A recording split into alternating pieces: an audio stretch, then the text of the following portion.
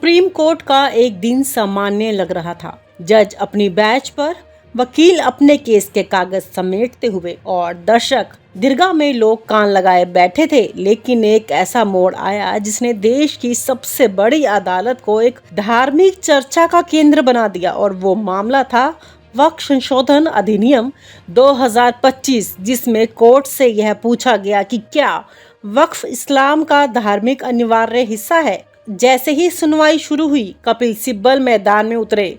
बड़े ही भावुक लहजे में उन्होंने कहा कि वक्फ केवल दान नहीं है, ये ईश्वर के लिए समर्पण है। उन्होंने कहा कि ये इस्लाम की एक अनिवार्य परंपरा है जिसे कोई सरकार या अदालत छीन नहीं सकती। उनकी बातें सुनते हुए अदालत में माहौल गंभीर हो गया, क्योंकि अब मामला सिर्फ कानून का नहीं था, अब यह धर्म की आत्मा से जुड़ा हुआ था। तभी मुख्य न्यायाधीश BR गवई ने अपनी कुर्सी से एक टिप्पणी की जो बहस का रुख ही पलट गई। उन्होंने कहा, दान तो हिंदू धर्म में भी होता है, हमारे यहाँ मोक्ष की अवधारणा है, आत्मा की मुक्ति का मार्ग। तो क्या हम यह कहें कि हर धर्म का दान धर्म का अनिवार्य हिस्सा है? उनकी यह टिप्पणी किसी कानूनी तर्क से कम और धार्मिक चिंतन से अधिक लग रही थी। इतने में न्यायमूर्ति ऑगस्टीन जॉर्ज मसीह, जिसका नाम ही यह दर्शाता है कि उनका संबंध ईसाई समुदाय से है, उन्होंने भी अपनी टिप्पणी जोड़ दी। बोले, हम सब किसी न किसी रूप में स्वर्ग की ओर बढ़ने की कोशिश कर रहे हैं। हर धर्म में परोपकार का मार्ग है। हम तीनों, एक हिंदू धर्म की बात कर रहा था, दूसरा इस्लाम धर्म की और तीसरा ईसाई धर्म का जिक्र कर रहा था। ये तो वो पल था जब अदालत एक बहुत ही असहज स्थिति में आ गई। आमतौर पर यहाँ संविधान, विधि और तर्क की बातें होती हैं, वहाँ अब धर्म, स्वर्ग, मोक्ष और समर्पण जैसे शब्द गूंज रहे थे। बाहर की मीडिया गलियारों में यह चर्चा शुरू हो गई, क्या भारत का सुप्रीम कोर्ट अब धर्मशास्त्र का बहस करेगा? मामले की गंभीरता यहीं खत्म नहीं हुई। कोर्ट को यह तय करना था कि क्या वक्फ को इस्लाम का धार्मिक अधिकार माना जाए। अगर हाँ, तो क्या राज्य इसमें दखल दे सकता है? कपिल सिब्बल ने पूरी ताकत से तर्क दिया कि वक्फ संपत्तियों को छूना मतलब मुसलमानों के धर्म में दखल देना है। लेकिन मुख्य न्यायाधीश ने जवाब दिया, तब हमें हर धर्म में ऐसी व्यवस्था खोजनी चाहिए, हर दान को पवित्र माना जाना चाहिए। ये बहस धीरे धीरे धर्म बनाम संविधान की बहस बन गई। क्या अदालत को यह अधिकार है कि वह किसी धर्म प्रथा को आवश्यक माने या ना माने?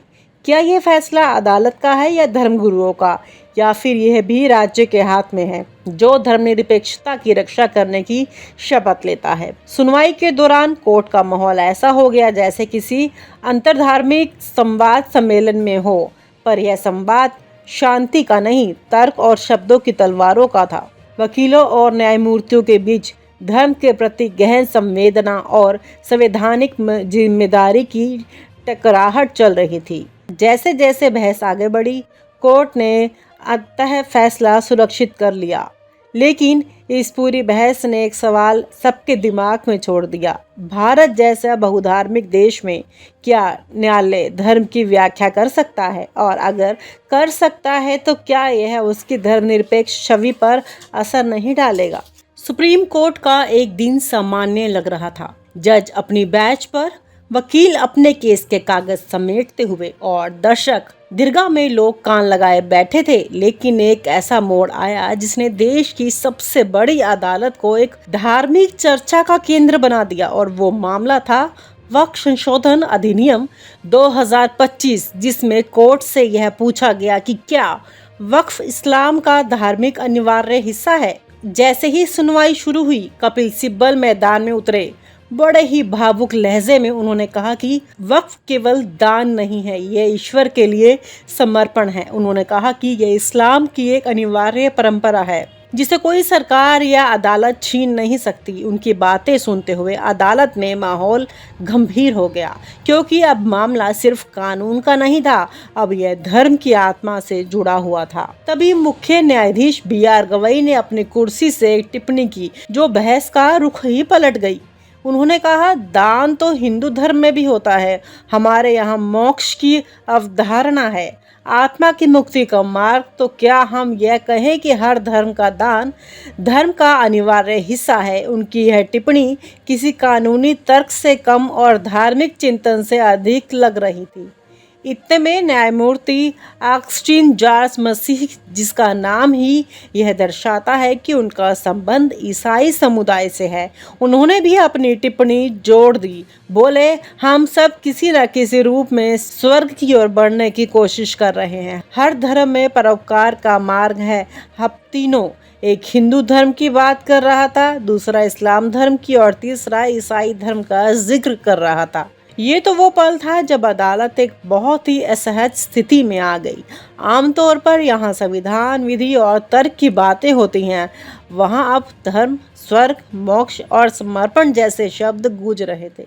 बाहर की मीडिया गलियारों में यह चर्चा शुरू हो गई, क्या भारत का सुप्रीम कोर्ट अब धर्मशास्त्र का बहस करेगा? मामले की गंभीरता यहीं खत्म नहीं हुई।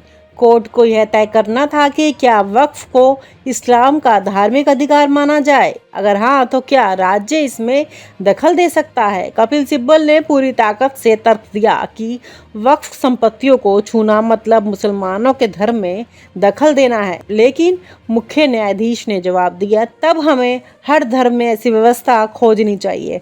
हर दान को पवित्र माना जाना चाहिए। ये बहस धीरे धीरे धर्म बनाम संविधान की बहस बन गई। क्या अदालत को यह अधिकार है कि वह किसी धर्म प्रथा को आवश्यक माने या ना माने?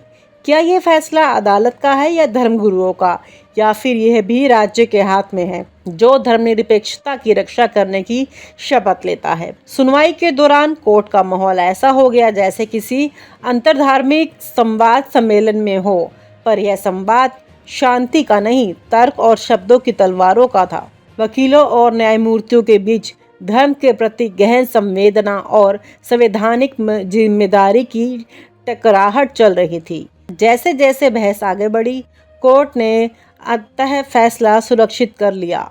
लेकिन इस पूरी बहस ने एक सवाल सबके दिमाग में छोड़ दिया। भारत जैसा बहुधार्मिक देश में क्या न्यायालय धर्म की व्याख्या कर सकता है? और अगर कर सकता है तो क्या यह उसकी धर्मनिरपेक्ष छवि पर असर नहीं डालेगा? तो दोस्तों, ये थी वो रोचक, विवादास्पद और कभी कभार असहज बहस जिसने सुप्रीम कोर्ट को धर्म के गलियारों तक खींच लाया।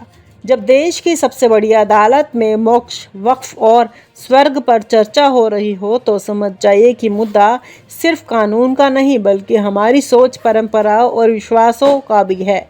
अब देखना ये है कि कोर्ट का अगला फैसला क्या होगा, धर्म की जीत या संविधान की व्याख्या। और आप हमसे जुड़े रहने के लिए सब्सक्राइब करें YouTube पर, फॉलो करें Twitter पर और लाइक करें Facebook पर। और ज्यादा जानकारी के लिए आपको टाइप करना होगा सिर्फ न्यूज़ नशा।